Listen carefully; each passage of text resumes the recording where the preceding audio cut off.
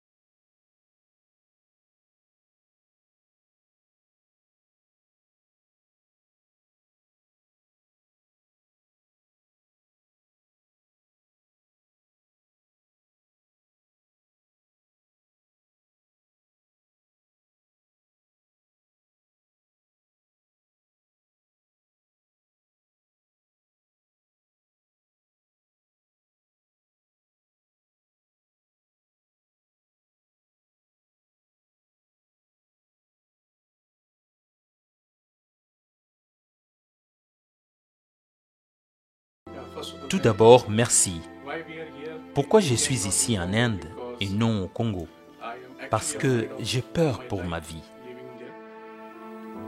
Je me sens plus en sécurité ici en Inde. Mais la raison pour laquelle nous sommes ici, c'est que je veux apporter la vérité aux gens sur certaines personnes ou un groupe de personnes plongées dans la fraude et les détournements de l'argent du gouvernement. Je voulais bien les dénoncer, mais je n'ai malheureusement pas pu le faire parce que j'avais peur. J'ai toujours peur de retourner au pays. Voilà pourquoi j'ai quitté le pays et je suis ici en Inde. La raison pour laquelle je voulais exposer la vérité est que je n'étais pas prêt à accepter certaines choses. Ces mauvaises choses qui se produisaient dans l'entreprise. Et à ces moments-là, je me suis opposé aux gens, au conseil d'administration, en disant que je ne pouvais pas le faire. Alors, ils ont essayé de me menacer. Ils ont essayé de me tuer. Ils disaient que si tu ne le fais pas, tu vas mourir. Je leur ai dit que je ne les ferai pas. Alors, ayant compris que, quoi qu'il en soit, je n'accepterai pas cela, ils m'ont dit « Ok, d'accord, on va voir ». Et ce qu'ils ont fait, c'est qu'ils ont commencé à porter de fausses accusations contre moi. Comme quoi que je volais de l'argent à l'interne, que je faisais beaucoup de choses de la mafia, beaucoup de fausses accusations contre moi. J'ai été mis en prison. Je voulais simplement dire la vérité et j'en ai payé les prix. La première chose, ma motivation, c'est que je veux apporter la vérité aux gens, surtout aux entrepreneurs congolais et au gouvernement. Comment ces gens manipulent, comment ils volent l'argent du pays, comment ils font leur fraude dans le pays. Ces gens sont dans un sale business, dans le vol. Vous savez, parce qu'ils volent l'argent du gouvernement, les gouvernements devraient les attraper, les arrêter, et les peuples devraient obtenir justice. C'est pour cela que je suis ici. Je veux apporter la vérité aux gens. Comment tous les grands groupes dirigent la mafia et comment ils se servent de leur pouvoir pour faire ce qu'ils font. C'est la raison pour laquelle je suis ici. Je vous ai raconté depuis le début que j'ai rejoint notre entreprise Prodimpex en 2008. J'ai commencé à travailler en tant qu'auditeur interne, puis petit à petit, j'ai été promu directeur financier de l'entreprise. J'ai ensuite été promu chef des opérations.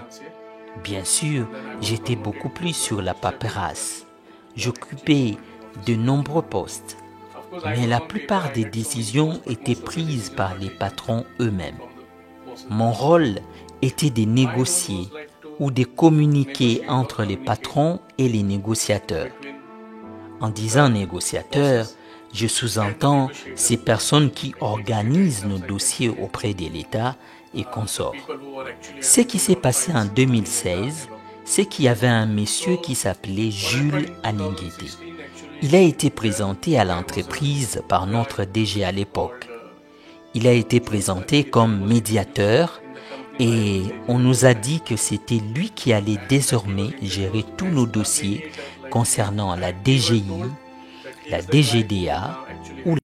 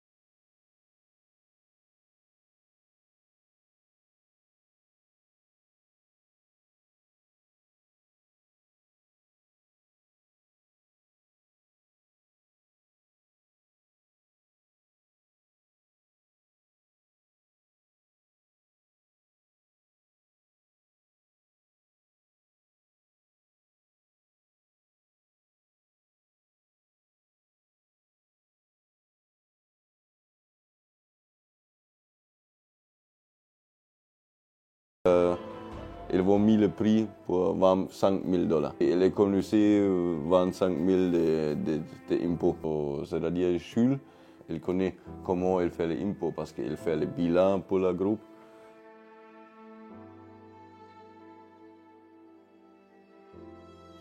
Les contextes étaient très simples. Il était l'inspecteur senior de l'IGF à l'époque où il a été présenté. Et il avait déjà des relations importantes avec certaines personnes de la DGI, de la DGDA ou de la DGRK. Si vous avez un problème quelconque, par exemple, si vous devez régler un dossier, vous les contactez.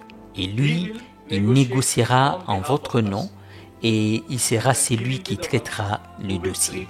Par exemple, si nous voulons clore un dossier, il suffit de lui dire que nous avons tel problème et il fermera ces dossiers pour nous. Il va régler pour nous tout le problème pour lequel nous l'aurions contacté. C'est donc dans ces contextes que j'ai été présenté à M. Jules Alinguete à l'époque. Je ne le connaissais pas. Et je n'étais pas vraiment celui qui communiquait directement avec lui.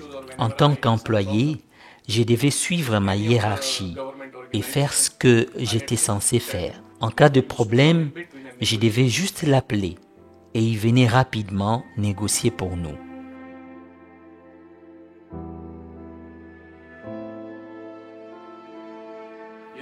Oui, bien sûr, j'ai des preuves. Certaines des preuves que j'ai, celles qui existaient déjà, comme le fait qu'il ait signé des PV ou des décharges, par exemple, lorsqu'il devait prendre de l'argent lui-même ou qu'il envoyait des personnes en son nom pour prendre de l'argent. On échangeait des courriels et nous avions toujours une copie. Par exemple, s'il y a un dossier de la DGI, disons qu'il y a un redressement et que ce redressement est adressé à Prodimpex, on pouvait alors envoyer une copie à Jules en lui disant que nous avons déjà reçu ces redressements et que nous devons maintenant les régler. C'est ce genre de courriel que j'ai lorsqu'on recourait à lui en cas de problème. On recevait une invitation de la DGDA, puis on la scannait pour l'envoyer à Jules et à sa société. Et c'est ainsi que ces dossiers étaient traités.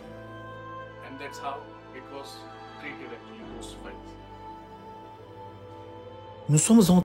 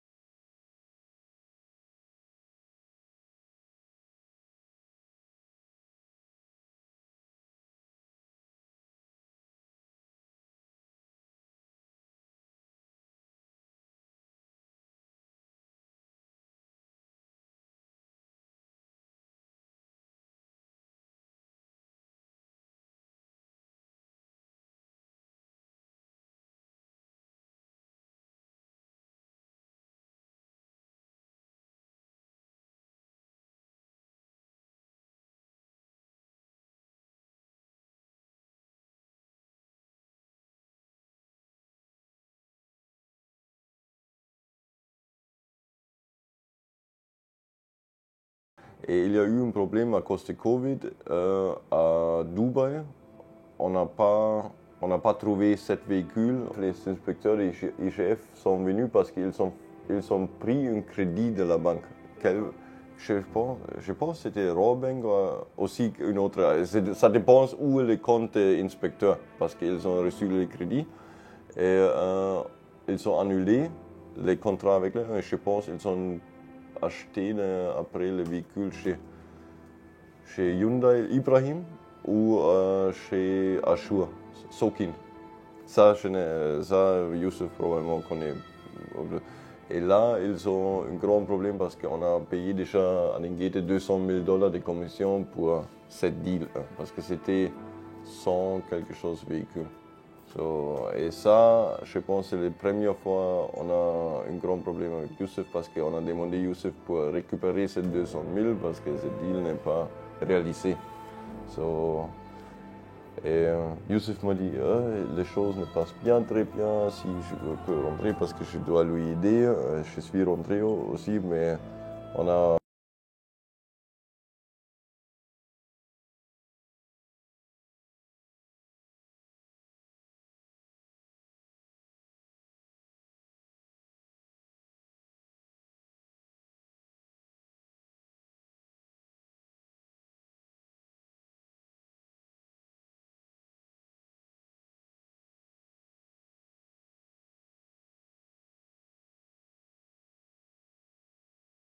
aussi, Youssef peut aussi, mais il y a des papiers, par exemple, il y a un document de la sœur de... compte de sortie ou ce genre de choses.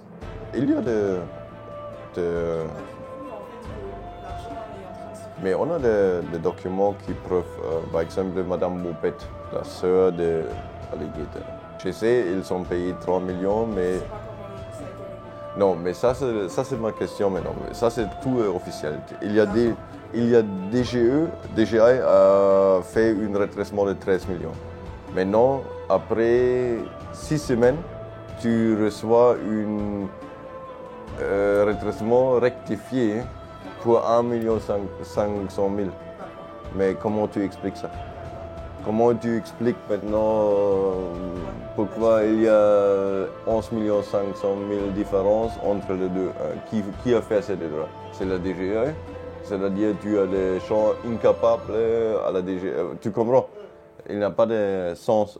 Parce que tu juste prends le bilan, ils sont submissionnés. Et ça, c'est tout officiel. Ça je dis depuis plus de 2 ans. Pour moi, c'est une chose que je ne comprends pas parce que il y a les documents officiels.